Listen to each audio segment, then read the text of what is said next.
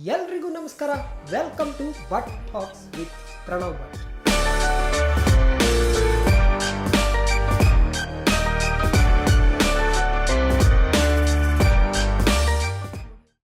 ಎಲ್ಲರಿಗೂ ಪ್ರೀತಿಯ ನಮಸ್ಕಾರ. ಬಟ್ ಟಾಕ್ ವಿತ್ ಪ್ರಣವ್ ಭಟ್ ಕಾರ್ಯಕ್ರಮಕ್ಕೆ ತಮಗೆಲ್ಲ ಸ್ವಾಗತ. ಈ ಶೋ ಅಲ್ಲಿ ಇವತ್ತು ವಿಶೇಷ ಅತಿಥಿಯಾಗಿ ಯಾರಿದ್ದಾರೆ ಅಂತ ಹೇಳಿದರೆ ಅದಕ್ಕೊಂದು ಸಣ್ಣ ಇಂಟ್ರೊಡಕ್ಷನ್ ನಾನು ಹೇಳಲೇಬೇಕು. ನಮ್ಮ ದೇಶದ ಗಡಿಯನ್ನು ಯೋಧರು ಅಲ್ಲಿ ತಮ್ಮ ಜೀವನವನ್ನೇ ಮುಡಿಪಾಗಿಟ್ಟು ಕಾಯ್ತಾ ಇದ್ದರೆ ನಾವು ಮನೆಯಲ್ಲಿ ನೆಮ್ಮದಿಯಿಂದ ಇರಲಿಕ್ಕೆ ಸಾಧ್ಯ. ಯೋಧರ ಪಾತ್ರ ನಮ್ಮ ಪ್ರತಿಯೊಬ್ಬರ ಜೀವನದಲ್ಲೂ ಕೂಡ ಅತ್ಯಂತ ಅಗತ್ಯವಾದಂಥದ್ದು. ಹಾಗಾಗಿ ಇವತ್ತು ನಮ್ಮ ಜೊತೆ ಇರುವಂತಹ ಅತಿಥಿ ಭಾರತೀಯ ವಾಯುಪಡೆಯಲ್ಲಿ ಸೇವೆಯನ್ನು ಸಲ್ಲಿಸಿದಂತಹ ಶ್ಯಾಮ್ ಪ್ರಸಾದ್ ಅವರು ನಮ್ಮ ಜೊತೆ ಇದ್ದಾರೆ. ಕಾರ್ಯಕ್ರಮಕ್ಕೆ ಸ್ವಾಗತ ಸರ್. ನಮಸ್ಕಾರ. ಸೊ ಈಗ ಹೇಗಿದ್ದೀರಿ ಅಂತ ಹೇಳಿದರೆ ಪ್ರತಿದಿನ ಕೂಡ ನೀವು ಆ ಮಿಲಿಟ್ರಿ ಡೇಸನ್ನು ನೆನಪು ಮಾಡ್ಕೊಳ್ತೀರಾ? ಖಂಡಿತವಾಗಿಯೂ ನೆನಪಾಗ್ತದೆ. ಯಾಕಂದರೆ ಅದೊಂಥರ ನಮ್ಮ ಈ ನಿತ್ಯ ನೀವು ಕಾಣುವಂಥ ಜೀವನ ಅಲ್ಲ. ಆದ ಕಾರಣ ಆ ಒಂದು ಇದು ನಮ್ಮ ಈ 15 ವರ್ಷದ ನಮ್ಮ ಸರ್ವೀಸಲ್ಲಿ ಅದು ನಮ್ಮ ಬ್ಲಡ್ಡಲ್ಲಿ ಇಂಜೆಕ್ಟ್ ಆಗಿದ ಥರ ಒಂಥರ ಡಿಸಿಪ್ಲಿನ್ಡ್ ನಮ್ಮ ರುಟೀನ್ ಇರ್ತದೆ. ಸೊ ಅದೊಂದು ಡೆಫಿನೆಟ್ಲಿ ನಮ್ಮದು ನೀವು ಸೂಕ್ಷ್ಮವಾಗಿ ನಮ್ಮ ಇದನ್ನು ಗಮನಿಸಿದರೆ ಮೋಸ್ಟ್ಲಿ ಅವನು ಮಿಲಿಟ್ರಿಲಿ ಇದ್ದವನು ಇರಬೇಕು ಅಂತ ಹೇಳುವ ಥರ ಅರ್ಥ ಆಗ್ತದೆ. ನಮಗೆ ಯೋಧ ಅಂತ ಹೇಳಿದ ಕೂಡಲೇ ಮೊದಲು ನೆನಪಿಗೆ ಬರೋದೇನು ಅಂತ ಹೇಳಿದರೆ ಶಿಸ್ತು. ಅದು ಎಲ್ಲೇ ಇರಲಿ ಹೇಗೆ ಇರಲಿ ಆಶ್ಚರ್ಯ ಆಗ್ತದೆ ಕೆಲವೊಂದು ಸಲ. ಯಾಕಂತ ಹೇಳಿದರೆ ಅಷ್ಟು ಶಿಸ್ತಿನ ಸಿಪಾಯಿಗಳಾಗಿರ್ತಾರೆ. ಯೋಧರು ಅಂತ ಹೇಳಿದರೆ ಅದು ಶಿಸ್ತಿಗೆ ಇನ್ನೊಂದು ಹೆಸರು ಅಂತ ಹೇಳ್ಬೋದು. ಹಾಗಾಗಿ ನಿಮ್ಮ ಬಾಲ್ಯದಲ್ಲೂ ಕೂಡ ಈ ಶಿಸ್ತನ್ನು ಅಳವಡಿಸಿಕೊಂಡಿದ್ರ? ಹೇಗಿತ್ತು ಬಾಲ್ಯ? ನಾವು ಎಲ್ಲರಂತೆ ನಾವು ಎಲ್ಲ ಪುಂಡಾಟ ಅದೆಲ್ಲ ಇತ್ತು. ಆದರೆ ಬೇಸಿಕಲಿ ನಾನು ಮೇ ಬಿ ಸ್ವಲ್ಪ ಡಿಸಿಪ್ಲಿನ್ಡ್ ಇದ್ದೆ. ಬೆಳಿಗ್ಗೆ ಏಳೋದಾಗಲಿ ನಿದ್ದೆ ಮಾಡುವ ಟೈಮಿಂಗ್ ಅದೆಲ್ಲ ಸ್ವಲ್ಪ ಶಿಸ್ತು ಪ್ರಕಾರ ನಾನು ಫಾಲೋ ಮಾಡ್ತಿದ್ದೆ. ಆದರೆ ಎಲ್ಲರೂ ಮಾಡ್ತಾಯಿದ್ರು ಅಂತ ನಾನು ಹೇಳೋದಿಲ್ಲ. ಅಂಥವ್ರು ಮಾತ್ರ ಇದು ಮಿಲಿಟ್ರಿಗೆ ಸೇರ್ತಾರಂತಲ್ಲ. ಆದರೆ ಖಂಡಿತವಾಗಿಯೂ ಎಲ್ಲ ಮಕ್ಕಳಂತೆ ಇದ್ದವರೇ ಈ ಮಿಲಿಟ್ರಿಗೆ ಬರೋದು. ಆದರೆ ನಮ್ಮ ಟ್ರೈನಿಂಗ್ ನಮ್ಮನ್ನು ಆ ಥರ ಚೇಂಜ್ ಮಾಡ್ತದೆ. ಟ್ರೈನಿಂಗ್ ನಮಗೇನು ಕೊಡ್ತಾರೆ ಅದು ನಾವು ಅದನ್ನು ಒಂಥರ ನಮ್ಮ ಮೇಲೆ ಇಂಪೋಸ್ ಮಾಡಿದಾಗ ತಗೊಳ್ಳೋದಿಲ್ಲ ಯಾರು. ಅದನ್ನೆಲ್ಲ ನಾವು ಪಾಸಿಟಿವ್ ಆಗಿ ತಗೊಳ್ತೇವೆ ನಮ್ಮ ಟ್ರೈನಿಂಗನ್ನು. ಅದರಿಂದಾಗಿ ನಮಗೆ ಆ ಶಿಸ್ತು ತನ್ನಿಂತಾನೇ ಅದು ಬೆಳೆದು ಬರ್ತದೆ. ಆ ಟ್ರೈನಿಂಗ್ ಪೀರಿಯಡ್ ಮುಗಿದ ಮೇಲೆ ನಮಗೆ ಯಾವ ಪೋಸ್ಟಿಂಗ್ ಎಲ್ಲ ಆಗ್ತದೆ ಅದರಲ್ಲಿ ನಮಗೆ ಮತ್ತೆ ಅದು ನಿತ್ಯ ನಿರಂತರ ಡಿಸಿಪ್ಲಿನ್ ಅಂತ ಹೇಳುವಂಥ ರುಟೀನ್ ನಮ್ಮ ಇದರದ್ದು ಜೀವನ ಶೈಲಿಯಲ್ಲಿ. ನಿಮ್ಮ ಜೀವನವನ್ನು ಸ್ವಲ್ಪ ರಿವೈಂಡ್ ಮಾಡಿ ನೋಡಿದರೆ ನಿಮ್ಮ ಶಾಲಾ ದಿನಗಳು ಹೇಗಿತ್ತು? ನಮ್ಮ ಶಾಲಾ ಅಂದರೆ ಆವಾಗ ಗೌರ್ಮೆಂಟ್ ಸ್ಕೂಲಲ್ಲಿ ನಾನು 1ರಿಂದ 7ರವರೆಗೆ ಕಲ್ತಿರೋದು, ನಮ್ಮ ಮನೆ ಹತ್ರನೇ.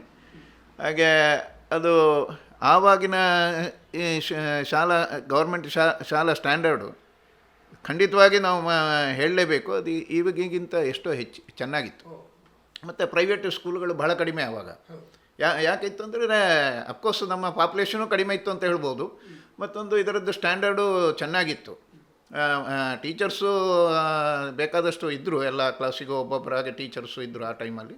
ನಮ್ಮ ಇದರಲ್ಲಿ ನಂದು 1ರಿಂದ 7ರವರೆಗೆ ನಮ್ಮ ಊರಲ್ಲೇ ಗೌರ್ಮೆಂಟ್ ಶಾಲೆಯಲ್ಲೇ ಆಯಿತು. ಯಾವ ಊರು? ಕಾವು. ಇದು ಪುತ್ತೂರು ತಾಲೂಕೆ ಕಾವು ಅಂತ ಹೇಳುವ ಊರಿನಲ್ಲಿ ನಂದು ಬಾಲ್ಯದ ಎಜುಕೇಷನ್ ಆಯಿತು. ಅಲ್ಲಿಂದ ನಂತರ ನಂದು ಹೈಸ್ಕೂಲು ಅಲ್ಲಿಯೇ ಪಕ್ಕದಲ್ಲಿ ಒಂದು ಪ್ರೈವೇಟ್ ಹೈಸ್ಕೂಲಿಗೆ ಹೋದೆ. ಯಾಕಂದರೆ ಪಕ್ಕದಲ್ಲಿ ಎಲ್ಲಿಯೂ ನಮ್ಮದಲ್ಲಿ ಹೈಸ್ಕೂಲ್ ಇರಲಿಲ್ಲ. ಮತ್ತು ನೆಕ್ಸ್ಟ್ ಇದ್ದಿದ್ದು ಪುತ್ತೂರಲ್ಲಿ. ಹಾಗಾಗಿ ಅಲ್ಲಿ ಒಂದು ಹೊಸ್ತು ಹೈಸ್ಕೂಲು ಆಗಿತ್ತು. ಅದು ಬಹಳ ಚೆನ್ನಾಗಿತ್ತು. ಸೀತಾರಾಘವ ಹೈಸ್ಕೂಲು ಪೆರ್ನಾಜ್ ಅಂತೇಳಿ. ಅಲ್ಲಿ ನಂದು 8, 9, 10 ನಾನು ಹೈಸ್ಕೂಲ್ ವಿದ್ಯಾಭ್ಯಾಸ ಅಲ್ಲಿ ಮಾಡಿದೆ. ಮತ್ತು ನಂದು PUC ಮತ್ತು ಡಿಗ್ರಿಗೆ ಆಗುವಾಗ ನಾನು ವಿವೇಕಾನಂದ ಇದಕ್ಕೆ ಕಾಲೇಜಿಗೆ ಬಂದೆ. ಹಾಗೆ ನಮ್ಮದು ವಿದ್ಯಾಭ್ಯಾಸ. APJ ಅಬ್ದುಲ್ ಕಲಾಂ ಅವರಿಗೆ ಬಾಲ್ಯದಲ್ಲೇ ಬಹುಶಃ ಹೀಗೊಂದು ಆಗಬೇಕು ಅಂತ ಹೇಳುವ ಕನಸನ್ನು ಕಂಡಿಂತವರು. ಅದೇ ರೀತಿ ನಿಮಗೂ ಕೂಡ ಬಾಲ್ಯದಲ್ಲಿ ಎಲ್ಲಿಯಾರು ಈ ಸೈನ್ಯದ ಬಗ್ಗೆ ಏನಾದರೂ ಒಂದು ಆಸಕ್ತಿ ಇತ್ತ? ಹಾಗಿರೋದು ಎಂಥ ಒಂದು ಅವಕಾಶ ಸಿಗಲಿಲ್ಲ ನಿಮಗೆ. ಅಂಥ ಒಂದು ಎಕ್ಸ್ಪೋಸರ್ ಇರಲಿಲ್ಲ. ಅಂಥದ್ದೊಂದು ನಮ್ಮ ಇದಕ್ಕೆ ಬರಲಿಲ್ಲ, ಚಿಂತನೆಗೆ ಬರಲಿಲ್ಲ. ಆ್ಯಕ್ಚುಲಿ ನಾನು ಸುಳ್ಳು ಹೇಳಬಾರ್ದು, ಅಂಥದ್ದು ಯಾವುದೇ ಚಿಂತನೆ ಇರಲಿಲ್ಲ. ಇದೊಂದು ಆಕಸ್ಮಿಕ ಆ್ಯಕ್ಚುಲಿ ನಾನು ಸೇರಿರೋದು. ಎಲ್ಲಿಂದ ಆಸಕ್ತಿ ಪ್ರಾರಂಭ ಆಯಿತು ನಿಮಗೆ? ಇಲ್ಲ, ಇದು ಆ್ಯಕ್ಚುಲಿ ಏನಾಯಿತು ಅಂತ ಹೇಳಿದ್ರೆ, ನಾನು ವಿವೇಕಾನಂದ ಕಾಲೇಜಲ್ಲಿ ನಾನು PUC ಇದು ಡಿಗ್ರಿಯಲ್ಲಿ ಓದ್ತಾ ಇದ್ದಾಗ ನನ್ನೊಬ್ಬರು ಫ್ರೆಂಡು ಒಂದಿನ ಬೆಂಗಳೂರಿಗೆ ಬಸ್ ಸ್ಟ್ಯಾಂಡಲ್ಲಿ ಸಿಕ್ಕಿದ್ರು, ಪುತ್ತೂರು ಬಸ್ ಸ್ಟ್ಯಾಂಡಲ್ಲಿ. ಅವರು ಬೆಂಗಳೂರಿಗೆ ಹೋಗ್ತಾ ಇದ್ದಾರೆ, ನನಗೆ ಏರ್ಫೋರ್ಸಲ್ಲಿ ಸಿಲೆಕ್ಷನ್ ಆಗಿದೆ ಅಂತ ಹೇಳಿದರು. ಆಗ ನಾನು ಭಾಳ ಖುಷಿಪಟ್ಟೆ, ಅವರನ್ನು ಕಂಗ್ರ್ಯಾಚುಲೇಟ್ ಮಾಡಿದೆ, ಅವರನ್ನು ಕಳಿಸ್ಕೊಟ್ಟೆ. ಮತ್ತು ಆ ವಿಷಯ ಮರ್ತುಬಿಟ್ಟೆ ಆ್ಯಕ್ಚುಲಿ. ಮತ್ತೊಂದು ತಿಂಗಳ ನಂತರ ಆಕಸ್ಮಿಕವಾಗಿ ನಮ್ಮ ಕಾಲೇಜ್ ನೋಟಿಸ್ ಬೋರ್ಡಲ್ಲಿ ಒಂದು ಪೇಪರ್ ಕಟ್ಔಟನ್ನು ಹಾಕಿದರು. ಅದರಲ್ಲಿ ವಾಯುಪಡೆಗೆ ಕಾಲ್ ಫಾರ್ ಮಾಡಿದ್ದನ್ನು ಹಾಕಿದರು, ಏರ್ಫೋರ್ಸಿಗೆ. ಆವಾಗ ನನಗೆ ನೆನಪಾಯ್ತು, ಈ ಫ್ರೆಂಡ್ ಮೋಸ್ಟ್ಲಿ ಇದಕ್ಕೆ ಅಪ್ಲೈ ಮಾಡಿ ಹೋಗಿರ್ಬೋದು ಅಂತೇಳಿ. ಹಾಗೆ ನಾವೊಂದು 4-5 ಜನ ಅದನ್ನು ನೋಡಿದೆವು ಫ್ರೆಂಡ್ಸ್ಗಳು, ನಾವೆಲ್ಲರೂ ಹಾಕೋಣ ಅಂತೇಳಿ ನಾವೆಲ್ಲರೂ ಅಪ್ಲಿಕೇಶನ್ ಹಾಕಿದ್ದು. ಒಂದು ಫಾರ್ಚುನೇಟ್ಲಿ ಐ ಗಾಟ್ ಸಿಲೆಕ್ಟೆಡ್, ಅದರಲ್ಲಿ ಸಿಲೆಕ್ಷನ್ ಆಯಿತು. ಹಾಗೆ ಇದಾಯಿತು. ಸೊ ಆಕಸ್ಮಿಕವಾದ ನಂತರ ಸೊ ಅಲ್ಲಿಂದ ನಿಮ್ಮ ಇಂಟ್ರೆಸ್ಟ್ ಸ್ಟಾರ್ಟ್ ಆಯಿತಾ ಸೈನ್ಯದ? ಹಾಂ, ಹೌದು. ಅಲ್ಲಿ ಹೋದಾಗ ಅಂದರೆ ನಾವು ಇಲ್ಲಿ ತಿಳ್ಕೊಂಡ ಅಥವಾ ನಾವು ಇಲ್ಲಿ ಬೆಳೆದ ಅಟ್ಮಾಸ್ಫಿಯರೇ ಅಲ್ಲ. ಅಲ್ಲಿಯ ಟ್ರೈನಿಂಗ್ ಇದರಲ್ಲಿ ನಾವು ಅಂತ ಹೇಳಿದರೆ ಪ್ರತಿ ರಾಜ್ಯದ ಇಂಟೇಕ್ಸ್ ಇದರಲ್ಲಿ ಇದರಲ್ಲಿ 30-40 ಜನ ಮಕ್ಕಳು ಏನು ಕ್ಯಾಂಡಿಡೇಟ್ಸನ್ನು ಸಿಲೆಕ್ಟ್ ಮಾಡಿರ್ತಾರೆ ಒಂದೊಂದು ರಾಜ್ಯದಿಂದ. ಅವರಲ್ಲಿ ಒಂದೊಂದು ಬ್ಯಾಚಲ್ಲಿ ಬರುವಾಗ ಓಕೆ, ನಮ್ಮನ್ನು ಇದರಲ್ಲಿ ಕರ್ನಾಟಕ, ಬಿಹಾರ, ಮಧ್ಯಪ್ರದೇಶ, ಹಾಗೆ ಪ್ರತಿಯೊಂದು ಇಂಡಿಯಾದ ಎಲ್ಲ ರಾಜ್ಯಗಳ ಇರುವಾಗ ನಮಗೆಲ್ಲ ಜನರನ್ನು ನೋಡಲಿಕ್ಕಾಯಿತು. ಅದು ಫಸ್ಟ್ ಟೈಮ್ ನಮ್ಮ ಲೈಫಲ್ಲಿ ನಾವು ಬೇರೆ ಬೇರೆ ಊರಿನ ಜನಗಳನ್ನು ನೋಡ್ತೇವೆ, ಅವರೊಡನೆ ಬೆರೆಯುವ ಇದಾಯಿತು. ಅದು ಯಾವ ಥರ ಇರ್ತದೆ ಆ ಥರದ ಇದೊಂದು ಹೊಸ ವಿಷಯ ನಮಗೆ, ಆ್ಯಕ್ಚುಲಿ ಹೊಸ ಎಕ್ಸ್ಪೀರಿಯನ್ಸ್. ಅದು ಭಾಳ ಚೆನ್ನಾಗಿತ್ತು. ಹಾಗೆ ಆ ಸೈನ್ಯದ ದಿನಗಳನ್ನು ನೆನಪು ಮಾಡ್ಕೊಳ್ಳೋದಿದ್ರೆ ಬಹುಶಃ ನಮಗೆಲ್ಲ, ನಾವು ಕೆಲವು ವಿಡಿಯೋಸ್ ಎಲ್ಲ ನೋಡ್ತಾ ಇರ್ತೇವೆ ಈ ಆರ್ಮಿ ಟ್ರೈನಿಂಗ್ ಬಗ್ಗೆ. ಅದು ನೋಡುವಾಗಲೇ ಒಂಥರ ಭಯ ಆಗ್ತದೆ. ಸೊ ಹೇಗಿತ್ತು ಆರ್ಮಿ ಟ್ರೈನಿಂಗ್, ಅಂದರೆ ದಿನಚರಿ ಹೇಗಿತ್ತು ನಮ್ಮದು? ಯಾಕಂದರೆ ಫಸ್ಟು 6 ಮಂತ್ಸು ಬೇಸಿಕ್ ನಮ್ಮ ಈ ಫಿಸಿಕಲ್ ಟ್ರೈನಿಂಗು ತುಂಬ ಇಂಪಾರ್ಟೆನ್ಸ್ ಕೊಡ್ತಾರೆ. ಇದರಲ್ಲಿ ಫಸ್ಟ್ 6 ಮಂತ್ಸಲ್ಲಿ ಒಂದು 4:30 ಗಂಟೆಗೆ ನಾವು ಗ್ರೌಂಡಿಗೆ ಇರಬೇಕು. ಬೆಳಿಗ್ಗೆ ಹೆಲ್ತ್ ರನ್ ಅಂತ ರನ್ನಿಂಗ್ ಮಾಡ್ತಾರೆ. ಅಂದರೆ ಇಟ್ಸ್ ಆಲ್ ಅಂದರೆ ಫಿಸಿಕಲ್ ಫಿಟ್ನೆಸ್ಸಿಗೆ ಬೇಕಾಗಿ ಹೆಲ್ತ್ ರನ್ ಅಂತೇಳಿ ಒಂದು 2-3 ಕಿಲೋಮೀಟ್ರ್ ಓಡಿಸ್ತಾರೆ. ಅದರಲ್ಲೆಲ್ಲ ನಾವು ಅದನ್ನು ಭಾಳ ಜಾಲಿಯಾಗಿ ತಗೊಳ್ತಾ ಇದ್ವಿ. ನಾವೆಲ್ಲ ಬೆಳಿಗ್ಗೆ ಓಡೋದು, ಯಾಕಂದರೆ ಬೆಳಕಿರುವುದಿಲ್ಲ ಆ ಟೈಮಲ್ಲಿ ನಾವು ಓಡಿ ಹೋಗಿ ಎಲ್ಲರೂ ಅಲ್ಲಿ ಅಂದರೆ ಇನ್ಸ್ಟ್ರಕ್ಟ್ರ್ ಒಟ್ಟಿಗೆ ಇರಬೇಕು. ನಾವು ನಮ್ಮಷ್ಟಿಗೆ ಹೋಗಿ ಅಲ್ಲಿ ಓಡೋದಲ್ಲ, ನಮ್ಮ ಇನ್ಸ್ಟ್ರಕ್ಟ್ರು ಆ ಹೊತ್ತಿಗೆ ಎದ್ದು ಬರ್ತಾರೆ, ಅವರು ತಗೊಳ್ತಾರೆ. ಆ ಟೈಮಲ್ಲಿ ನಾವು ಏನಾದ್ರು ಪುಂಡಾಟಿಕೆ ಮಾಡಿದರೆ ನಮಗೆ ಕೆಲವು ಪನಿಷ್ಮೆಂಟ್ಗಳು ಸಿಗ್ತವೆ, ಆ ಥರದಲ್ಲಿ ಅದೆಲ್ಲ ಇರ್ತದೆ. ಅದೆಲ್ಲ ಒಂಥರ ಫನ್ ಅಂತ ಹೇಳುವ ಅದರಲ್ಲಿ ತಗೊಂಡಿದ್ದೇವೆ. ಯಾವುದೇ ಇದರಲ್ಲಿ ಅದೊಂದು ನಮಗೆ ಸ್ಟ್ರೆಸ್ ಆಗಲಿಲ್ಲ. ಅದು ಬೆಳಿಗ್ಗೆ ಹಾಗೆ ಒಂದು 4:30 ಗಂಟೆಗೆ ಹೋದರೆ ಒಂದು 5 ಕಾಲಕ್ಕೆ ವಾಪಸ್ಸು ನಮ್ಮ ರನ್ನಿಂಗ್ ಮುಗಿಸಿ ಬಂದರೆ ಮತ್ತು ಫ್ರೆಶ್ ಆಗಿ 7 ಗಂಟೆಗೆಲ್ಲ ನಾವು ರೆಡಿ ಇರಬೇಕಾಗ್ತದೆ. ತಿಂಡಿ ಮಾಡಿ ನಮ್ಮ ಇದರಲ್ಲಿ ತಿಂಡಿ ಮಾಡಿ ರೆಡಿ ಇರಬೇಕಾಗ್ತದೆ. ಆಗ ಪೆರೇಡ್ ಟ್ರೈನಿಂಗ್ ಆಗಿರ್ತದೆ. ನಮಗೆ ಟ್ರೈನಿಂಗ್ ಶುರುವಾಗ್ತದೆ. ಅದೊಂದು 2-2.5 ಗಂಟೆ ಇರ್ತದೆ. ಆಮೇಲೆ ನಮಗೆ ಕ್ಲಾಸಸ್ಸು ಶುರುವಾಗ್ತದೆ. ನಾವು ಯಾವ ಬ್ರ್ಯಾಂಚಿಗೆ ಸೆಲೆಕ್ಟ್ ಆಗಿದ್ದೇವೆ ಆ ಬ್ರ್ಯಾಂಚಿನ ಇದ್ರ ಬಗ್ಗೆ ಟ್ರೈನಿಂಗ್ ಆಗ್ತದೆ. ಅದು ಸಾಧಾರಣ 1.5 ಗಂಟೆವರೆಗೆ ನಮಗೆ ಕ್ಲಾಸಸ್ ಇರ್ತದೆ. ಆಮೇಲೆ ನಮಗೆ ಲಂಚ್ ಬ್ರೇಕ್ ಆದಮೇಲೆ ಎವ್ರಿ ಡೇ ಟ್ರೈನಿಂಗ್ ಪೀರಿಯಡಲ್ಲಿ PT ಇರ್ತದೆ. ಅದು ಆಫ್ಟರ್ನೂನ್ 1 ಅವರ್. ಆಮೇಲೆ ಸ್ವಲ್ಪ ಫ್ರೀ ಅಂತ ಆದರೆ any time we have to be ready.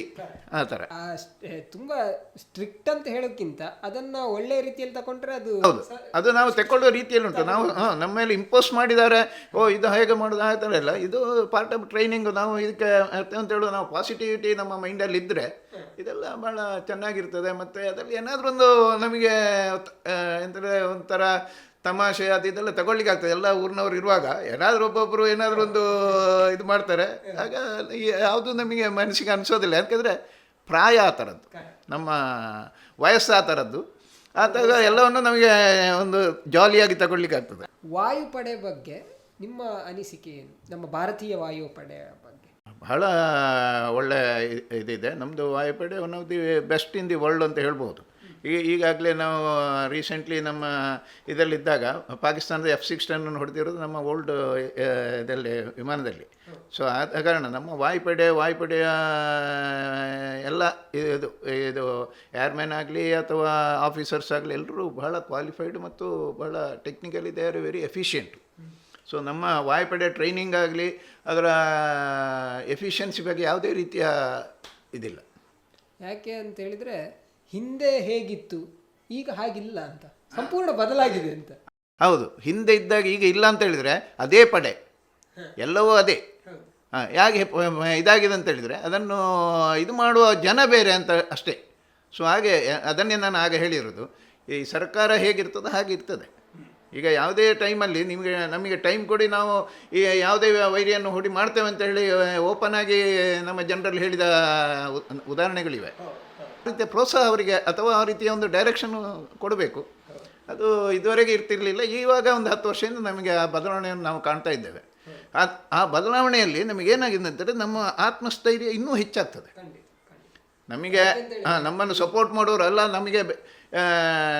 ನಮ್ಮನ್ನು ಪರಿಗಣಿಸುವವರು ಇದ್ದಾರೆ ಅಂತ ಹೇಳಿದ ಕೂಡಲೇ ನಮಗೆ ಇನ್ನೂ ಹೆಚ್ಚಿನ ಧೈರ್ಯ ಬರ್ತದೆ ಮತ್ತು ಇದು ಬರ್ತದೆ. ಆಗ ಯಾಕೆಂತ ಹೇಳಿದ್ರೆ ಕಾರ್ಗಿಲ್ ಯುದ್ಧ ಸಂದರ್ಭದಲ್ಲಿ ಆ ಕಾಲದಲ್ಲಿ ಬಹುಶಃ ಆ ಬೂಟು ಕೂಡ ಕಿತ್ತೋಗಿತ್ತು ಅಂತ ಹೇಳುವ ಒಂದು ಇತ್ತು. ಆವಾಗೆಲ್ಲ ತುಂಬ ನಮ್ಮ ಇದರಲ್ಲಿ ಯಾಕಂದರೆ ಆ ಥರದ ಇಚ್ಛಾಶಕ್ತಿ ಇರಲಿಲ್ಲ ನಮ್ಮ ಇದು ಸರ್ಕಾರಕ್ಕೆ ಆಗಲಿ ನಮ್ಮ ಮಾಡಿದವರಿಗೆ ಸರ್ಕಾರಕ್ಕೆಲ್ಲ ಇಚ್ಛಾಶಕ್ತಿ ಇಲ್ಲದ ಕಾರಣ ಇದಾಯಿತು. ಆದರೆ ನಮ್ಮ ಭಾಗ್ಯ ಅಂತ ಹೇಳಬೇಕು, ನಮ್ಮ ಯಾವುದೇ ಇದು ನೌಕಾಸೇನೆ ಆಗಲಿ ಅಥವಾ ಭೂಸೇನೆ ಆಗಲಿ ವಾಯುಸೇನೆ ಆಗಲಿ ಯಾವುದೇ ಇದವರ ಕರ್ತವ್ಯದಲ್ಲಿ ಲೋಪ ಬರಲಿಲ್ಲ. ಇವರು ಗೌರ್ಮೆಂಟ್ ಹೀಗೆ ಮಾಡ್ತಾ ಉಂಟು, ನಾವು ಯಾಕೆ ಇದು ಮಾಡೋದು ಅಸಡ್ಡೆ ಇಲ್ಲಿಯೂ ನಾವು ತೋರಿಸಿರಲಿಲ್ಲ. ಆದರೆ ಸರ್ಕಾರ ಸರಿಯಾಗಿದ್ದಿದ್ರೆ ಆವಾಗಿಂದಲೇ ಇದು ಸರಿ ಇರ್ತಿತ್ತು ಅಂತ ಹೇಳ್ಬೋದು. ಆದರೆ ನಾನು ಸರ್ಕಾರದ ದೂಷಲಿಕ್ಕೆ ಬಂದದ್ದಲ್ಲ ಇಲ್ಲಿ. ಬಹುಶಃ ಪ್ರತಿಯೊಬ್ಬ ಸೈನಿಕನ ಕಣ್ಣಿಗೂ ಕಾಣುವಂಥದ್ದು ದೇಶ. ಹೌದು, ನಮ್ಮ ದೇಶ ಅಂತ ಹೇಳುವ ಅಭಿಮಾನ ನಮಗೆ ಈ ಟ್ರೈನಿಂಗಲ್ಲೇ ಬಂದಿರ್ತದೆ. ಆದ ಕಾರಣ ನಮಗೆ ಆ ಸರ್ಕಾರ ಯಾವುದು ಏನು ಅಂತ ಹೇಳುವ ಭಾವನೆ ನಮ್ಮಲ್ಲಿ ಯಾವತ್ತೂ ಇರುವುದಿಲ್ಲ ಸೇನೆಯಲ್ಲಿ. ಹಾಗೆ ಅದು ನಮ್ಮ ದೇಶ ಅಂತ ಹೇಳೋದು ಮಾತ್ರ ನಮಗೆ ಇರೋದು, ಅದೇ ಇರೋದಿಲ್ಲ. ಆದರೆ ಇವಾಗ ಆ ಬದಲಾವಣೆ ನಾವು ಮಾತ್ರ ಅಲ್ಲ, ಈ ಸೈನ್ಯದಲ್ಲಿ ಇರುವವರು ಮಾತ್ರ ಅಲ್ಲ, ಹೊರಗಿನವರು ಕೂಡ ಕಾಣ್ತಾ ಇದ್ದಾರೆ ಅಂತ. ಹೊರಗಿನವರಿಗೆ ಮೊದಲು ನಮ್ಮ ದೇಶದ ಸೈನ್ಯ ಏನು ಸಾಲದು ಅಂತ ಹೇಳುವಾಗ ಇರುವಂಥ ಭಾವನೆ ಇದ್ದಿರ್ಬೋದು. ಆದರೆ ಇವಾಗ ಹಾಗಿಲ್ಲ. ನಾವು ಎಲ್ಲಿದ್ದರೂ ಹೋಗಿ ಹೊಡೆಯುವಷ್ಟು ತಾಕತ್ತಿದೆ ಅಂತ ಇದು ನಮ್ಮ ಜನತೆಗೆ ಈಗ ವಿಶ್ವಾಸ ಇದೆ. ಅದು ವಿಶ್ವಾಸ ಬಂದಿರೋದು ಇದೇ ಜನರು ಮೊದಲಿದ್ದವರಿಂದಲೇ. ಆದರೆ ಅದನ್ನು ಚುಕ್ಕಾಣಿ ಹಿಡಿದವರು ಬೇರೆ ಅಂತ ಅಷ್ಟೇ. ಮುಖ್ಯವಾಗಿ ಕೇಳುವಂಥದ್ದು, ವಾಯುಪಡೆಯಲ್ಲಿ ನಿಮ್ಮ ಜವಾಬ್ದಾರಿ ಏನಿತ್ತು? ನಾನು ಆ್ಯಕ್ಚುಲಿ ರಾಡಾರ್ ಆಪರೇಟರ್ ಆಗಿ ಸೆಲೆಕ್ಷನ್ ಆಗಿರೋದು. ಹಾಗೆ ಅದರಲ್ಲಿ ಅಂತ ಹೇಳಿದರೆ ನಮ್ಮದು ಈ ರಾಡರ್ ಇದು ಮೇಯ್ನ್ ಇದುವೇ ಪಾರ್ಟ್. ಇದಕ್ಕೆ ನಮ್ಮ ಯಾವುದೇ ವಿಮಾನ ಹೋಗಬೇಕು ಅಂತಾದರೆ ಅದಕ್ಕೊಂದು ಗೈಡೆನ್ಸ್ ಬೇಕು. ಎಲ್ಲಿ ಹೋಗಬೇಕು, ಅವನು ಪೈಲಟಿಗೆ ಒಂದು ಗೈಡೆನ್ಸ್ ಬೇಕಲ್ವ, ಯಾವ ಡೈರೆಕ್ಷನಲ್ಲಿ ಹೋಗಬೇಕು, ಎಷ್ಟು ಹೈಟಲ್ಲಿ ಹೋಗಬೇಕು, ಎಲ್ಲಿ ಇದೆ, ಎಲ್ಲಿ ಶತ್ರು ಇದಿದೆ, ಅದನ್ನೆಲ್ಲ ನಾವು ಕೊಡುವಂಥ ಇದು ಅವರಿಗೆ ಗೈಡೆನ್ಸು ಇದೆಲ್ಲ ಮಾಡುವಂಥ ಕೆಲಸ ಈ ರಾಡಾರ್ ಆಪರೇಟರ್. ನಾವು ರಾಡಾರ್ ಆಪರೇಟರ್ ಅಂದರೆ ಅದು ರೈಟ್ ಫ್ರಮ್ ಇದು ವಿಮಾನ ಟೇಕ್ ಆಫ್ ಆದ್ದರಿಂದ ಅದನ್ನು ನಾವು ಕಂಟ್ರೋಲ್ ಮಾಡ್ತಾ ಇರ್ತೇವೆ. ಪೈಲಟ್ಗೆ ಇದು ಕೊಡಲಿಕ್ಕೆ ಅದಕ್ಕೆ ಟೀಮ್ ಇದೆ, ಒಬ್ಬನೇ ಅಂತಲ್ಲ, ಅದೊಂದು ಫುಲ್ ಟೀಮ್ ಇದೆ, ಫುಲ್ ಸೆಟಪ್ ಇದೆ. ಅದರಲ್ಲಿ ಹಾಗೆ ಇದ್ದಾರೆ, ಅದಕ್ಕೆ ಟ್ರೈನ್ಡ್ ಆಫೀಸರ್ಸು ಇದ್ದಾರೆ. ಈ ಪೈಲಟ್ಗಳಿಗೆ ಯಾವ ಥರ ಡೈರೆಕ್ಷನ್ ಕೊಡಬೇಕು ಏನು ಅಂತ. ಯಾಕಂದರೆ ಈ ಎನಿಮಿ ಇದರ ಫ್ಲೈಟ್ನ ಡೈರೆಕ್ಷನು, ಅದರ ಹೈಟು, ಅದರ ಸ್ಪೀಡು ನೋಡಿಕೊಂಡು ಇವನಿಗೆ ಡೈರೆಕ್ಷನ್ ನಾವು ಕೊಡಬೇಕಾಗುತ್ತೆ. ಆ ಥರದ ಇದರಲ್ಲಿ ಅದೇ ನಮ್ಮದು ಮೇಯ್ನು ವರ್ಕ್ ಆಗಿದೆ. ಹಾಗೆ ಅಲ್ಲಿ ವಾಯುಪಡೆ ಅಂತ ಅಲ್ಲಿ ಬಂದಾಗ ಅಲ್ಲಿ ಯಾವ ರಾಜ್ಯದವರು ಇರ್ತಾ ಇದ್ರು? ದೇಶದ ಎಲ್ಲ ರಾಜ್ಯದವರ ರೆಪ್ರೆಸೆಂಟೇಷನ್ ಇದು ಇರ್ತಾರೆ, ಇದು ಸೈನಿಕರು ಇರ್ತಾರೆ ಅದರಲ್ಲಿ. ಹಾಗೆ ನಾವೆಲ್ಲ ಇದು ಟ್ರೈನಿಂಗ್ ಮುಗಿದಲ್ಲಿ ಹೋಗುವಾಗ ಎಲ್ಲ ರಾಜ್ಯದವರು ಒಟ್ಟೊಟ್ಟಿಗೆ ಇರ್ತಾರೆ. ಟ್ರೈನಿಂಗಲ್ಲಾದರೆ ನಮ್ಮದು ರಾಜ್ಯದ್ದು ಬ್ಯಾಚ್ ಇರ್ತದೆ. ಹಾಗೆ ನಮ್ಮವರು ಹೆಚ್ಚಿಗೆ ಇರ್ತಾರೆ ನಮ್ಮೊಟ್ಟಿಗೆ. ಮತ್ತು ಟ್ರೈನಿಂಗ್ ಮುಗಿದು ನಮಗೆ ಬೇರೆ ಬೇರೆ ಯೂನಿಟ್ಗಳಿಗೆ ಪೋಸ್ಟಿಂಗ್ ಆಗುವಾಗ ನಮ್ಮಲ್ಲಿ ಆವಾಗ ನಮಗೆ ಮಿಕ್ಸ್ ಜಾಸ್ತಿ ಆಗ್ತದೆ ಎಲ್ಲ ರಾಜ್ಯದವರು. ಹಾಗೆ ಅದೆಲ್ಲ ನಮಗೆ ಒಂಥರ ಒಳ್ಳೆಯ ಒಂದು ಎಕ್ಸ್ಪೀರಿಯನ್ಸ್. ಹಾಗಾಗಿ ನಮಗೆ ಎಲ್ಲ ಊರಿನವರ ಜೀವನ ಇದು ಶೈಲಿ ಗೊತ್ತಿರ್ತದೆ, ಯಾವ ಥರ ಇರ್ತಾರೆ, ಅವರ ಮೆಂಟಾಲಿಟಿ ಯಾವ ಥರ ಇರ್ತದೆ, ಹೇಗೆ ಇರೋದು ಅಂತೇಳಿ ಒಂಥರ ನಮಗೆ ಒಳ್ಳೆಯ ಒಂದು ಎಕ್ಸ್ಪೋಸರ್ ದೇಶದವರು ಎಲ್ಲರ ಬಗ್ಗೆ ಓದಿದೆ. ಹಾಗಾಗಿ ನಮಗೇನು ಅಂತ ಹೇಳಿದರೆ, ಈಗ ಸಾಮಾನ್ಯವಾಗಿ ನಾವು ಯಾವುದೇ ಊರಿಗೆ ಈಗ ಹೋದರೂ ಯಾರು ಒಬ್ಬ ಮಾತಾಡೋಗಳೇ ನೀನು ಆ ಊರಿನವನಂತ ಕೇಳುವಷ್ಟು ನಮಗೆ ಗೊತ್ತಿರ್ತದೆ. ಅವರ ಮಾತಿನ ಶೈಲಿಯಲ್ಲಿ ಅವನು ಇದರಲ್ಲಿ ಗೊತ್ತಾಗ್ತದೆ ನಮಗೆ. ಮೋಸ್ಟ್ಲಿ ಇವನು ಮಹಾರಾಷ್ಟ್ರದವನಿರಬೇಕು, ಇವನು ಬಿಹಾರದವನು ಇರಬೇಕು, ಆ ಥರ. ಹಾಗಾದರೆ ಆರ್ಮಿಗೆ ಹೋಗೋದ್ರಿಂದ ಅದು ಒಂದು ಬೆನಿಫಿಟ್. ಖಂಡಿತ ನಿಮಗೆ ಯಾವ ಇದರಲ್ಲಿಯೂ ಸಿಗದ ಇದು ನಿಮಗೆ ಎಕ್ಸ್ಪೋಸರ್ ಇದರಲ್ಲಿ ಸಿಗ್ತದೆ. ನೀವು ವಾಯುಪಡೆಯಲ್ಲಿ ಎಷ್ಟು ವರ್ಷ ಕೆಲಸ? ನಾನು 15 ವರ್ಷ ಇದು ಮಾಡಿದೆ. ಇದರಲ್ಲೊಂದು ನಾನು ಹೇಳಬೇಕು, ನಾವು ಡಿಫೆನ್ಸಿಗೆ ಸೇರಬೇಕಾದ್ರೆ ಡಿಫೆನ್ಸ್ ಫೋರ್ಸಿಗೆ ಸೇರುವವರೆಲ್ಲರೂ ಅವರ ಜೀವನದ ಅತ್ಯಂತ ಪ್ರೈಮ್ ಟೈಮನ್ನು ಕೊಟ್ಟಿರ್ತಾರೆ. ಇವಾಗ ಅದು 21 ಇಯರ್ಸು ಸರ್ವಿಸ್ ಇದೆ. ನಮಗೆ ಆಗುವಾಗ 15 ವರ್ಷ ಇತ್ತು. ನಾನು 19 ವರ್ಷಕ್ಕೆ ಸೇರಿದವನು. 34 ವರ್ಷದವರೆಗೆ ನಾನು ಸರ್ವಿಸ್ ಮಾಡಿದ್ದೇನೆ. ಆಮೇಲೆ ನಮ್ಮದೊಂದು ಆಮೇಲೆ ಏನು ಮಾಡೋದು ಅಂತ ಹೇಳುವ ಇದಕ್ಕೆ ಬರೋದು ಆ ಥರ. ಈಗಾದರೆ 21 ಅಂತ ಹೇಳಿದ್ರೆ ಸಾಧಾರಣ 30-40 ವರ್ಷ ಆಗ್ತದೆ ಅವನು ಹೊರಗಡೆ ಬರಬೇಕಾದ್ರೆ. ಅವನಿಗೆ ಎಕ್ಸ್ಟೆನ್ಷನ್ ಬೇಕಾದ್ರೆ ಕೊಡ್ಬೋದು, ಮತ್ತು ಅಲ್ಲಿ ಸರ್ವಿಸ್ ಮಾಡಬೇಕು ಅಂತ ಆದರೆ ಮಾಡಲಿಕ್ಕೆ ಇದಿದೆ. ಆದರೆ ಈ ಪ್ರೈಮ್ ಟೈಮ್ ಯಾವುದೇ ಒಬ್ಬನ ಜೀವನದಲ್ಲಿ ಪ್ರೈಮ್ ಟೈಮ್ ಅಂತ ಇರ್ತಾವಲ್ಲ, ಆ ಟೈಮನ್ನು ನಾವು ಈ ದೇಶಕ್ಕಾಗಿ ಕೊಟ್ಟಿರ್ತೇವೆ.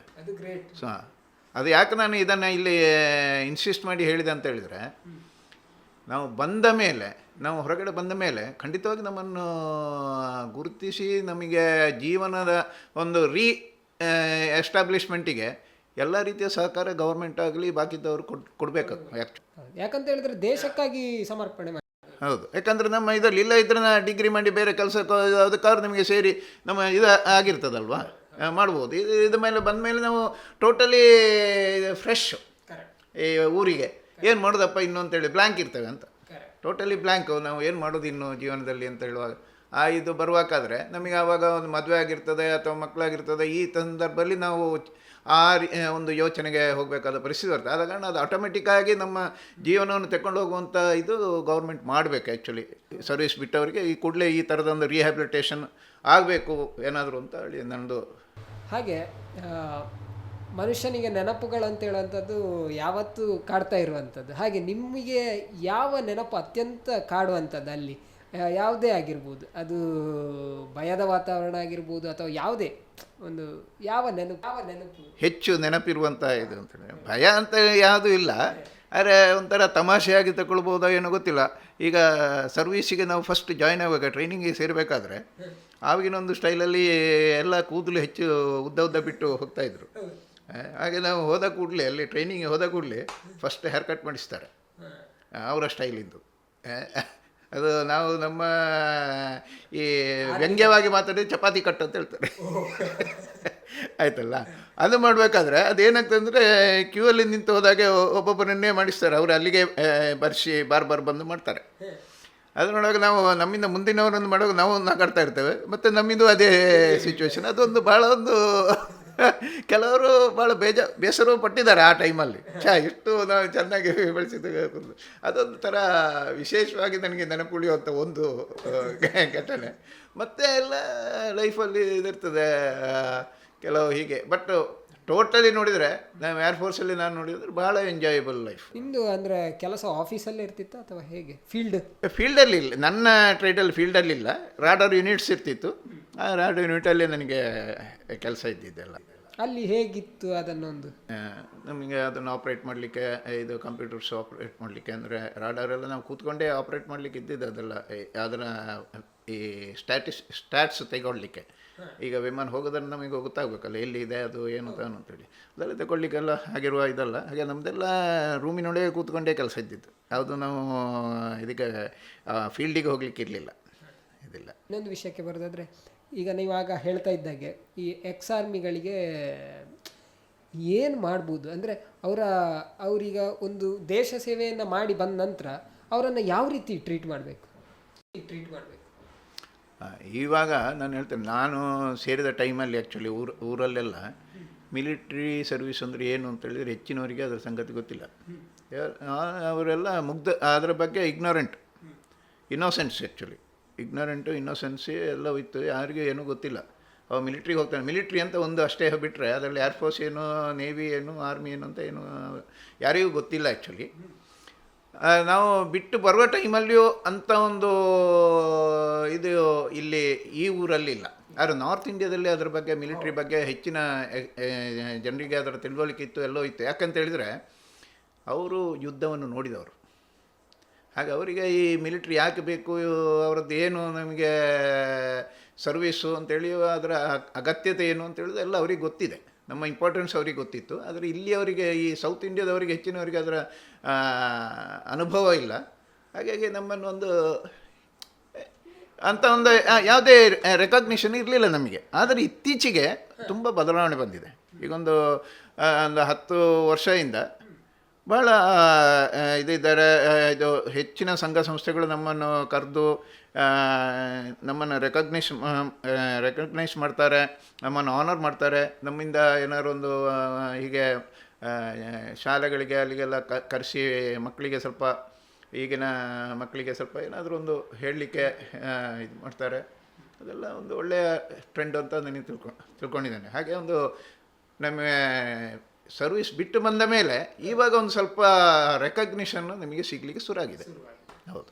ನಿಮ್ಮ ಪ್ರಕಾರ ಈ ಆರ್ಮಿಯಲ್ಲಿ ಕೆಲಸ ಮಾಡಿದಂಥವರು ರಾಜಕೀಯಕ್ಕೆ ಸೇರುವುದು ಎಷ್ಟು ಒಳ್ಳೆಯದು? ನಾನು ಸೇರಬೇಕು ಅಂತ ಹೇಳೋದು. ಯಾಕಂದರೆ ಈಗ ಈ ಕಾನ್ಸ್ಟಿಟ್ಯೂಷನ್ಸಿ ಇದರಲ್ಲಿ ರಿಸರ್ವೇಷನ್ಸ್ ಇರ್ತದೆ, SC STಗಳಿಗೆ ಅದು ಅಥವಾ ಲೇಡೀಸು ಕಾನ್ಸ್ಟಿಟ್ಯೂನ್ಸಿ ಆ ಥರ ಇರುವ ಹಾಗೆ ಎಕ್ಸರ್ವಿಸ್ಮೆನ್ ಸೀಟುಗಳು ಇರಬೇಕು ಅಂತ ನಾನು ಹೇಳಿದೆ. ನಾನು ಹೇಳಿ ಕಾರಣ ಇದೆ ಅದು. ಯಾಕಂತ ಹೇಳಿದರೆ ಈ ಥರ ನಮ್ಮ ಎಕ್ಸರ್ವಿಸ್ಮೆನ್ಗಳನ್ನು ನಾವು ಈ ಇದಕ್ಕೆ ಅಡ್ಮಿನಿಸ್ಟ್ರೇಷನ್ಗೆ ತಗೊಂಡೋದ್ರೆ, ರಾಜಕೀಯಕ್ಕೂ ತಗೊಂಡೋದ್ರೆ ರಾಜಕೀಯ ಶುದ್ಧ ಆಗ್ತದೆ. ಯಾಕಂದರೆ ನಮ್ಮಲ್ಲಿ 100% ಅಂತ ಹೇಳದಿದ್ದರೂ ಒಂದು 90% ಖಂಡಿತವಾಗಿ ಆನೆಸ್ಟ್ ಪೀಪಲ್ ಆ್ಯಂಡ್ ಟ್ರಾನ್ಸ್ಪರೆನ್ಸಿ ಇರ್ತದೆ, ಇಂಟಿಗ್ರಿಟಿ ಇರ್ತದೆ, ಮತ್ತು ದೇಶಭಕ್ತಿ ಇರ್ತದೆ. ಇದು ಇಷ್ಟಿದ್ದಾಗ ತನ್ನಿಂತಾನೇ ಈ ಅಡ್ಮಿನಿಸ್ಟ್ರೇಷನ್ನು ಕರಪ್ಷನ್ ಫ್ರೀ ಆಗ್ತದೆ. ಸೊ ಈ ಕರಪ್ಷನ್ ನಿಲ್ಲಬೇಕು ಅಂತ ಆದರೆ ಇದು ಇರಲೇಬೇಕು. ಮತ್ತು ಇನ್ನೊಂದು ಇದರಲ್ಲಿ ನಾನು ಆ್ಯಡ್ ಮಾಡುವಂಥ ಇದರಲ್ಲಿ ಏನಂತ ಹೇಳಿದ್ರೆ, ರಾಜಕೀಯಕ್ಕೆ ಇಲೆಕ್ಷನ್ಗೆ ನಿಲ್ಲುವವರು, ರಾಜಕೀಯದಲ್ಲಿ ಓಟಿಗೆ ನಿಲ್ಲುವವರು ಮತ್ತು ಗೌರ್ಮೆಂಟ್ ಜಾಬಿಗೆ ಸೇರುವವರು ಕಂಪಲ್ಸರಿ 5 ವರ್ಷದ ಟ್ರೈನಿಂಗ್, ಮಿಲಿಟ್ರಿ ಟ್ರೈನಿಂಗ್ ಆಗಿರಬೇಕು ಅಂತ ನಮ್ಮ ದೇಶದಲ್ಲಿ ಕಾನೂನು ಮಾಡಿತು ಅಂತ ಆದರೆ ನಮ್ಮ ದೇಶದ ಅಡ್ಮಿನಿಸ್ಟ್ರೇಷನು ಬಹಳ ಕ್ಲೀನ್ ಆಗ್ತದೆ. ಕರಪ್ಷನ್ ಖಂಡಿತವಾಗಿ ನಿಲ್ತದೆ. ಇದು ನಾನು ಅತ್ಯಂತ ಆತ್ಮವಿಶ್ವಾಸದಿಂದ ಹೇಳುವಂಥ ಮಾತಿದು. ಯಾಕಂದರೆ ಎಲ್ಲಿ 5 ವರ್ಷದ ಟ್ರೈನಿಂಗ್ ಕೊಟ್ಟರು ಎಲ್ಲರಿಗೂ ಅಂಥವ್ರು ಮಾತ್ರ ಇದಕ್ಕೆ ಎಲಿಜಿಬಲ್ ಅಂತ ಹೇಳಲಿ. ಗೌರ್ಮೆಂಟ್ ಜಾಬಿಗೆ ಎಲ್ಲರೂ ಮಾಡಬೇಕಂತಲ್ಲ, ಗೌರ್ಮೆಂಟ್ ಜಾಬಿಗೆ ಮತ್ತು ಓಟಿಗೆ ನಿಲ್ಲುವವರು ಅವರು ಕಂಪಲ್ಸರಿ ಅದ್ರ ಕ್ವಾಲಿಫಿಕೇಷನ್ ಅದು 2 ಅಂತ ಹೇಳಿದರೆ ಖಂಡಿತವಾಗಿಯೂ ನಮ್ಮದು ಅಡ್ಮಿಷನ್ ತನ್ನಿಂತಾನೇ ರಾಜಕೀಯ ಕ್ಲೀನ್ ಆಗ್ತದೆ ಮತ್ತು ಸರ್ಕಾರ ಕ್ಲೀನ್ ಆಗಿರ್ತದೆ. ನಾವು ಇಷ್ಟು ಕರಪ್ಷನ್ನು ನಾವು ಅವತ್ತು ನೋಡಿದಷ್ಟೆಲ್ಲ ಕರಪ್ಷನ್ ಖಂಡಿತವಾಗಿ ಇರೋದಿಲ್ಲ. ಈಗಲೇ ನಮಗೆ ಈ ಕರಪ್ಷನ್ ಫ್ರೀಯ ಡಿಫ್ರೆನ್ಸ್ ಗೊತ್ತಾಗ್ತಾ ಇರೋದು ಈಗ ಒಂದು 10 ವರ್ಷದಿಂದ. ಕರಪ್ಷನ್ ಇದ್ದದ್ದು ಹೇಗೆ ಅಂತ ನಮಗೆ ಗೊತ್ತಾದ ಈಗ ಈ 10 ವರ್ಷದ ಆಡಳಿತದಲ್ಲಿ ಕರಪ್ಷನ್ ಇಲ್ಲದೇ ಇರುವ ಅಡ್ಮಿನಿಸ್ಟ್ರೇಷನ್ ನೋಡಿದಾಗ ಅಯ್ಯೋ ಹೇಗಿರುವ ಆಡಳಿತ ಇತ್ತು ಮೊದಲು ಅಂತ ಹೇಳುವ ಒಂದು ಭಾವನೆ ಬರ್ತದಲ್ಲ. ಹಾಗೆ ಇದು ಬಂತು ಅಂತಾದರೆ ಇದು ಕಂಟಿನ್ಯೂಸ್ ಇರ್ತದೆ. ನಾವು ವಿಶ್ವದ ನಂಬರ್ 1 ಆಗೋದಕ್ಕೆ ಯಾವುದೇ ಇದಿಲ್ಲ. ಮತ್ತೆ ಆರ್ಮಿಯಲ್ಲಿ ಕೆಲಸ ಮಾಡಿದಂಥವರು ತುಂಬ ಜನ ಇದ್ದಾರೆ. ಈಗಲೇ ನೀವು ಯಾವುದೇ ಈಗ ನಿಮಗೆ ಇದು ಗೌರ್ಮೆಂಟ್ ಜಾಬಲ್ಲಿ ಇದಿತ್ತು, ರಿಸರ್ವೇಷನ್ ಇದೆ, ಇವಾಗ ಸ್ವಲ್ಪ ಕಡಿಮೆ ಇದೆ. ಬಟ್ ಇದ್ದಾಗ ಸೇರಿದವರು ನೀವು ನೋಡಿದರೆ ಯಾವುದೇ ಗೌರ್ಮೆಂಟ್ ಆಫೀಸ್ಗಳಲ್ಲಿ ನೀವು ನೋಡಿದರು ಅವರ ಸರ್ವಿಸ್ ಖಂಡಿತವಾಗಿಯೂ ಡೈರೆಕ್ಟ್ ಎಂಟ್ರಿ ಆದವರಿಗಿಂತ ಚೆನ್ನಾಗಿದೆ.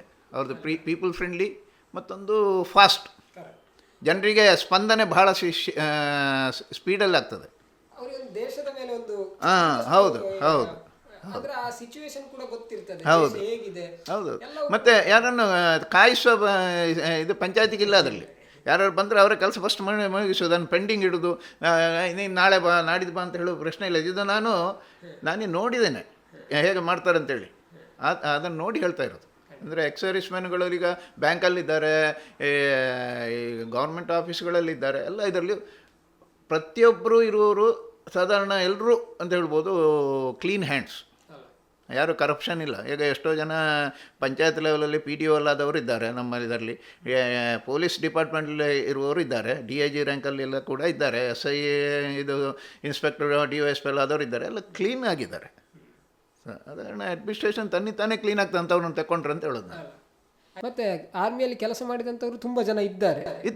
ಈಗಲೇ ನೀವು ಯಾವುದೇ ಈಗ ನಿಮಗೆ ಇದು ಗೌರ್ಮೆಂಟ್ ಜಾಬಲ್ಲಿ ಇದಿತ್ತು, ರಿಸರ್ವೇಷನ್ ಇದೆ, ಇವಾಗ ಸ್ವಲ್ಪ ಕಡಿಮೆ ಇದೆ. ಬಟ್ ಇದ್ದಾಗ ಸೇರಿದವರು ನೀವು ನೋಡಿದರೆ ಯಾವುದೇ ಗೌರ್ಮೆಂಟ್ ಆಫೀಸ್ಗಳಲ್ಲಿ ನೀವು ನೋಡಿದರು ಅವರ ಸರ್ವಿಸ್ ಖಂಡಿತವಾಗಿಯೂ ಡೈರೆಕ್ಟ್ ಎಂಟ್ರಿ ಆದವರಿಗಿಂತ ಚೆನ್ನಾಗಿದೆ. ಅವ್ರದ್ದು ಪೀಪಲ್ ಫ್ರೆಂಡ್ಲಿ ಮತ್ತೊಂದು ಫಾಸ್ಟ್, ಜನರಿಗೆ ಸ್ಪಂದನೆ ಬಹಳ ಸ್ಪೀಡಲ್ಲಿ ಆಗ್ತದೆ. ಅಂದರೆ ಆ ಸಿಚುವೇಶನ್ ಕೂಡ ಗೊತ್ತಿರ್ತದೆ, ದೇಶ ಹೇಗಿದೆ. ಮತ್ತು ಯಾರನ್ನು ಕಾಯಿಸುವ ಇದು ಪಂಚಾಯತಿಗಿಲ್ಲ. ಅದರಲ್ಲಿ ಯಾರು ಬಂದರೆ ಅವರ ಕೆಲಸ ಫಸ್ಟ್ ಮುಗಿಸೋದು, ಅದನ್ನು ಪೆಂಡಿಂಗ್ ಇಡೋದು, ನೀನು ನಾಳೆ ಬಾ ನಾಡಿದ್ದು ಬಾ ಅಂತ ಹೇಳೋ ಪ್ರಶ್ನೆ ಇಲ್ಲ. ಇದು ನಾನೇ ನೋಡಿದ್ದೇನೆ ಹೇಗೆ ಮಾಡ್ತಾರೆ ಅಂತೇಳಿ, ಅದನ್ನು ನೋಡಿ ಹೇಳ್ತಾ ಇರೋದು. ಅಂದರೆ ಎಕ್ಸರ್ವಿಸ್ಮೆನ್ಗಳು ಈಗ ಬ್ಯಾಂಕಲ್ಲಿದ್ದಾರೆ, ಈ ಗೌರ್ಮೆಂಟ್ ಆಫೀಸ್ಗಳಲ್ಲಿದ್ದಾರೆ, ಎಲ್ಲ ಇದರಲ್ಲಿ ಪ್ರತಿಯೊಬ್ಬರು ಇರುವವರು ಸಾಧಾರಣ ಎಲ್ಲರೂ ಅಂತ ಹೇಳ್ಬೋದು ಕ್ಲೀನ್ ಹ್ಯಾಂಡ್ಸ್, ಯಾರು ಕರಪ್ಷನ್ ಇಲ್ಲ. ಈಗ ಎಷ್ಟೋ ಜನ ಪಂಚಾಯತ್ ಲೆವೆಲಲ್ಲಿ PDO ಅಲ್ಲಾದವರು ಇದ್ದಾರೆ ನಮ್ಮ ಇದರಲ್ಲಿ, ಪೊಲೀಸ್ ಡಿಪಾರ್ಟ್ಮೆಂಟಲ್ಲಿ ಇರುವವರು ಇದ್ದಾರೆ, DIG ರ್ಯಾಂಕಲ್ಲೆಲ್ಲ ಕೂಡ ಇದ್ದಾರೆ, SI ಇದು ಇನ್ಸ್ಪೆಕ್ಟರ್ DOSP ಎಲ್ಲ ಆದವರು ಇದ್ದಾರೆ, ಎಲ್ಲ ಕ್ಲೀನ್ ಆಗಿದ್ದಾರೆ. ಅದನ್ನು ಅಡ್ಮಿನಿಸ್ಟ್ರೇಷನ್ ತಾನೇ ಕ್ಲೀನ್ ಆಗ್ತದೆ ಅಂಥವ್ರನ್ನ ತಗೊಂಡ್ರೆ ಅಂತ ಹೇಳೋದು ನಾನು.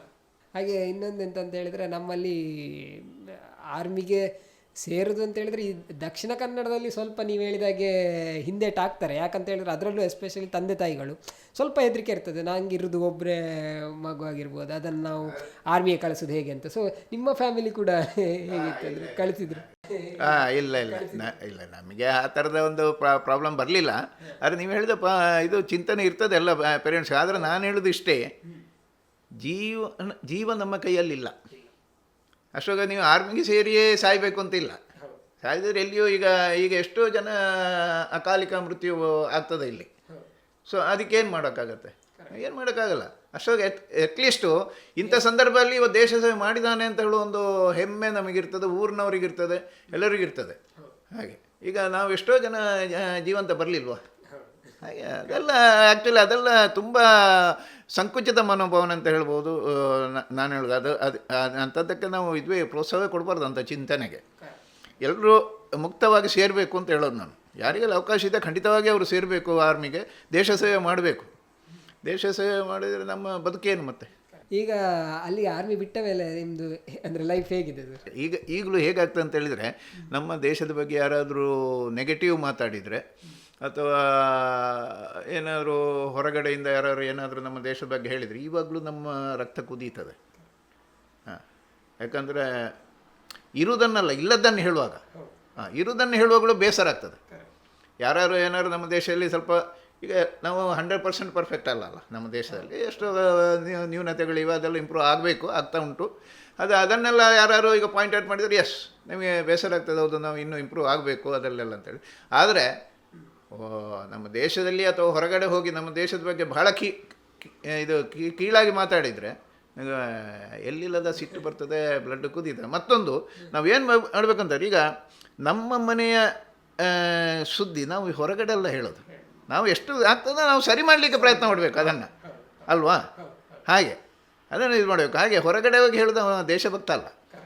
ಯಾರೇ ಆಗಲಿ ನಮ್ಮ ದೇಶನ ಹೊರಗಡೆ ಹೋಗಿ ದೂರ್ತಾನೆ ಅಂತ, ಈಗ ಯಾರೇ ಆಗಲಿ, ಈಗ ನಮ್ಮ ಮನೆಯ ಇದನ್ನು ನಾನು ಹೋಗಿ ನಿಮ್ಮ ಹತ್ರ ಬಂದು ಮಾತಾಡ್ತಾನೆ ಅಂತ ಆದರೆ ನಾನು ಮನೆಯ ಒಬ್ಬ ಒಳ್ಳೆಯ ವ್ಯಕ್ತಿ ಅಲ್ಲ. ಅದನ್ನು ಸರಿಪಡಿಸಲಿಕ್ಕೆ ನಾನು ಪ್ರಯತ್ನ ಮಾಡಬೇಕು. ಹಾಗೆ ಈಗಿನ ಯುವಕರಿಗೆ ನೀವು ಏನು ಹೇಳ್ತೀರಿ? ಅಂದರೆ ಎಷ್ಟೋ ಜನಕ್ಕೆ ಸೈನ್ಯಕ್ಕೆ ಸೇರಬೇಕು ಅಂತ ಇರ್ತದೆ, ಆದರೆ ಅನೇಕ ಕಡೆ ಏನಾಗ್ತದೆ ಅಂತ ಹೇಳಿದ್ರೆ, ಅವರಿಗೆ ಫಿಸಿಕಲ್ ಫಿಟ್ನೆಸ್ಸಲ್ಲಿ ಆಗಿರ್ಬೋದು, ಎಲ್ಲೇ ಒಂದು ಕಡೆ ಸೋತು ಬಿಡ್ತಾರೆ. ಆ್ಯಕ್ಚುಲಿ ಅದರ ಬಗ್ಗೆ ಸ್ವಲ್ಪ ಎಕ್ಸ್ಪೋಸರ್ ಈಗ ಸಿಗ್ತಾ ಉಂಟು ಜನರಿಗೆ. ಆದರೆ ಜನರು ಏನು ತಿಳ್ಕೊಂಡ್ರೆ, ಅವ ಆರ್ಮಿಗೆ ಹೋಗೋದ್ರೆ ಎಕ್ಸ್ಟ್ರಾ ಆರ್ಡಿನರಿ ಫಿಸಿಕಲಿ ಫಿಟ್ನೆಸ್ ಇರಬೇಕು ಅವನಿಗೆ, ಹಾಗೆಲ್ಲ ಒಂದು ತಪ್ಪು ಕಲ್ಪನೆ ಇದೆ. ಹಾಗೇನಿಲ್ಲ. ನಾರ್ಮಲ್ ಫಿಟ್ನೆಸ್ ಇದ್ದರೆ ಆಯಿತು, ನಾರ್ಮಲ್ ಫಿಸಿಕ್ ಇದ್ದರೆ ಅವನು ಆರ್ಮಿ ಸೇರ್ಬೋದು. ನಾರ್ಮಲ್ IQ ಇದ್ದರೂ ಸಾಕು, ಬೇರೆ ಏನು ಬೇಡ. ಮತ್ತೆಲ್ಲ ಟ್ರೈನಿಂಗ್ ಕೊಡ್ತದೆ, ಟ್ರೈನಿಂಗ್ ನಮ್ಮನ್ನು ಪ್ರಿಪೇರ್ ಮಾಡ್ತದೆ ಆ್ಯಕ್ಚುಲಿ. ಆದರೆ ನಾನು ಹೇಳೋದು ಈಗಿನವರಿಗೆ ಎಲ್ಲಿ ಅವಕಾಶ ಇದೆ ಖಂಡಿತವಾಗಿಯೂ ಸೇರಿ ನಮ್ಮ ಸೈನ್ಯಕ್ಕೆ, ಯಾವುದೇ ಭಯ ಬೇಡ. ಮತ್ತು ಇವಾಗ ತುಂಬ ಇಂಪ್ರೂವ್ಮೆಂಟ್ ಇದೆ ಸರ್ವೀಸ್, ಅಲ್ಲಿಯ ಕಂಡೀಷನ್ಸು, ಅಲ್ಲಿಯ ಲಿವಿಂಗ್ ಕಂಡೀಷನ್ಸು, ಅಲ್ಲಿಯ ಇದೆಲ್ಲವೂ ತುಂಬ ಇಂಪ್ರೂವ್ಮೆಂಟ್ ಇದೆ. ನನಗೆ ತುಂಬ ಸಹಕಾರ ಇದು ಗೌರ್ಮೆಂಟ್ ಸಿಗ್ತಾ ಉಂಟು. ಸೊ ಎಲ್ಲಿ ಅವಕಾಶ ಸಿಗ್ತದೆ ದಯವಿಟ್ಟು ಸೇರಿ ಅಂತ ಹೇಳೋದು ನಾನು ಎಲ್ಲ ಯುವಕರಿಗೂ. ಯಾಕಂದರೆ ಸೇರಿ ದೇಶ ಸೇವೆ ಮಾಡಿ, ಆವಾಗ ನೀವೇ ಆಗಿಯೇ ಚೇಂಜ್ ಆಗ್ತೀರಿ. ಬದಲಾವಣೆ ನಿಮ್ಮ ಮನಸ್ಸಲ್ಲಿ ಗೊತ್ತಾಗ್ತದೆ ಅವಾಗ. ಈ ಸೈನ್ಯ ಅಂತ ಹೇಳಿದರೆ ಎಲ್ಲರಿಗೂ ಕಾಣುವಂಥದ್ದೇ ಯುದ್ಧ ಅಂತ.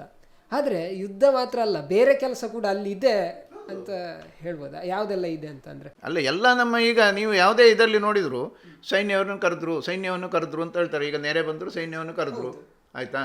ಈಗ ನೆರೆ ಬಂತು, ಅವರನ್ನು ರಕ್ಷಣೆ ಮಾಡಬೇಕು ಅಂತ ಆದರೆ ಆರ್ಮಿಯೂ ಬೇಕು, ಏರ್ಫೋರ್ಸು ಬೇಕು, ನೇವಿಯೂ ಬೇಕು.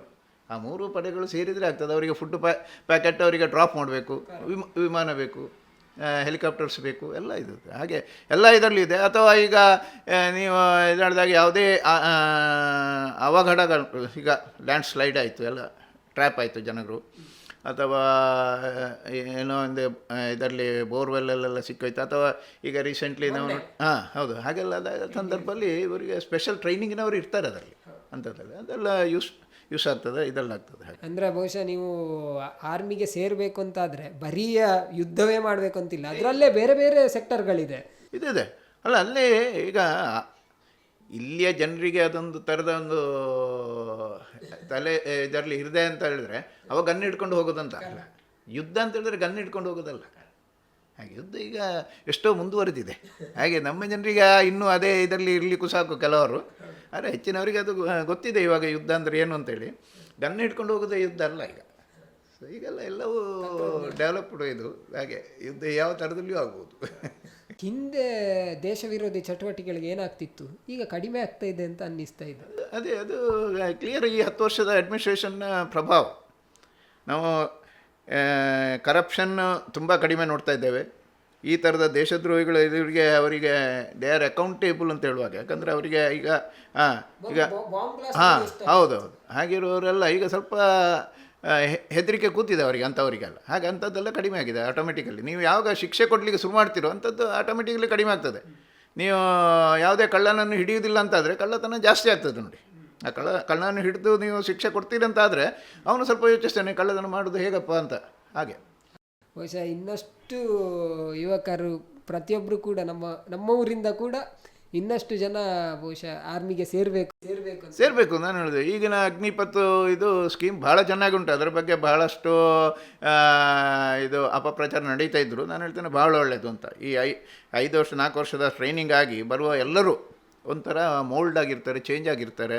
ಅವರ ಚಿಂತನೆ ಖಂಡಿತವಾಗಿ ಬದಲಾಗ್ತದೆ. ಅವರ ಈ ಬದಲಾದ ಚಿಂತನೆಯಿಂದಾಗಿ ಖಂಡಿತವಾಗಿ ಊರು ಒಳ್ಳೆಯದಾಗ್ತದೆ. ಹಾಗೆ ಅದು ನಮಗೆ ಆ ಪಾಸಿಟಿವ್ ಖಂಡಿತ ಇದೆ ಅದರಿಂದ. ಆದರೆ ಜನಗಳ ಯಾವಾಗ ಹೆಚ್ಚು ಅಪಪ್ರಚಾರ ನಡೀತದೆ ಅದನ್ನಾಗ ನಾವು ಏನು ತಿಳ್ಕೊಳ್ಬೇಕಂದ್ರೆ ಅದು ಖಂಡಿತವಾಗಿ ಒಳ್ಳೆಯದಿದೆ ಅಂತಲೇ ಅರ್ಥ. ಸೊ ಇಷ್ಟೊತ್ತು ದೇಶದ ಬಗ್ಗೆ, ಹಾಗೆ ವಾಯುಪಡೆಯ ಬಗ್ಗೆ, ಸೈನ್ಯದ ಬಗ್ಗೆ ತುಂಬ ವಿಚಾರಗಳನ್ನು ನಮ್ಮ ಜೊತೆ ಹಂಚಿಕೊಂಡ್ರಿ. ಬಹುಶಃ ನಮ್ಮೂರಿನವರು, ಪುತ್ತೂರಿನವರು ಅಂತ ಹೇಳುವಂಥದ್ದು ನಮಗೆ ಹೆಮ್ಮೆ ಸರ್. ಸೊ ಹಾಗೆ ನಿಮಗೆ ನಮ್ಮ ಬಟ್ ಟಾಕ್ ವಿತ್ ಪ್ರಣವ್ ಭಟ್ ಕಾರ್ಯಕ್ರಮದಲ್ಲಿ ಇಷ್ಟೊತ್ತು ಮಾತಾಡಿದ ಕಾರಣ ನಿಮಗೆ ಅತ್ಯಂತ ಧನ್ಯವಾದಗಳು. ಅಲ್ಲ, ನನಗೆ ತುಂಬ ಸಂತೋಷ ಇದೆ. ಈ ಥರದೊಂದು ಕಾರ್ಯಕ್ರಮ ನೀವು ಮಾಡಿ ನಮ್ಮ ಹತ್ರ ಮಾತಾಡಿಸಿದ್ರಿ, ಇದನ್ನು ಊರ ಜನರಿಗೆ, ಪರ ಊರ ಜನರಿಗೆ ತಿಳಿಸ್ತಾ ಇದ್ದೀರಿ ಅಂತ ಹೇಳುವಂಥ ಒಂದು ಸಂತೋಷ ಮತ್ತು ಒಂಥರದ ತೃಪ್ತಿ ಇದೆ. ನಮ್ಮ ಮನಸ್ಸಲ್ಲಿರೋದನ್ನು ನಾವು ಹೇಳಿದ್ದೇವೆ. ಇದರಿಂದಾಗಿ ಒಂದು 4 ಜನರಿಗೆ ಅರ್ಥ ಆದರೆ ಬಹಳ ಒಳ್ಳೆಯದು. ಈ ಕಾರ್ಯಕ್ರಮವು ಸಾರ್ಥಕ, ನಮ್ಮ ಜೀವನವೂ ಸಾರ್ಥಕ ಆಗ್ತದೆ. ಹಾಗೆ ಇಂಥ ನನ್ನನ್ನು ಕರೆಸಿ ಈ ಥರ ಮಾತಾಡಿಸಿದ್ದಕ್ಕೆ ನಿಮಗೆ ತುಂಬ ಹೃದಯದ ಧನ್ಯವಾದಗಳು. ಹೀಗೆ ಇನ್ನಷ್ಟು ನಮ್ಮ ಸೈನ್ಯದಲ್ಲಿ ಕೆಲಸ ಮಾಡಿದಂತಹ ಯೋಧರು ಅನೇಕ ಜನ ಇದ್ದಾರೆ. ಅಂಥವರನ್ನು ಕೂಡ ಕರೆಸಿ ಇಲ್ಲಿ ಕಾರ್ಯಕ್ರಮವನ್ನು ಮಾಡಬೇಕು ಅಂತ ಬಹಳ ಆಸೆ. ಖಂಡಿತ ನೀವು ಮಾಡಬೇಕು. ಯಾಕಂದರೆ ಈಗ ನಾನು ಮಾತಾಡಿದ ಎಲ್ಲ ವಿಷಯ ಅಂತಲ್ಲ, ನಾನು ಒಂದು ಪರ್ಟಿಕ್ಯುಲರ್ ಸಮ್ ಪಾಯಿಂಟು ನಾನು ಮಾತಾಡಿರ್ತೇನೆ. ನೀವು ಇದೇ ಥರ ಒಂದು 10 ಜನರು ಮಾಡಿದಾಗ 10 ವಿಷಯ ಸಿಗ್ತದೆ. 10 ವಿಷಯ ಸಿಗ್ತದೆ. ಎಲ್ಲವೂ ಇದಕ್ಕೆ ಸಂಬಂಧಪಟ್ಟದ್ದೇ ಆಗಿರುವಾಗ ಜನರಿಗೆ ವಿಷಯ ಇನ್ನೂ ಹೆಚ್ಚಿಗೆ ಸಿಗ್ತದೆ. ಖಂಡಿತ ಸರ್. ಹಾಗೆ ಇಷ್ಟೊತ್ತು ಕಾರ್ಯಕ್ರಮದಲ್ಲಿದ್ದಕ್ಕೆ ಧನ್ಯವಾದ. ತುಂಬ ಧನ್ಯವಾದ. ನಮಸ್ಕಾರ.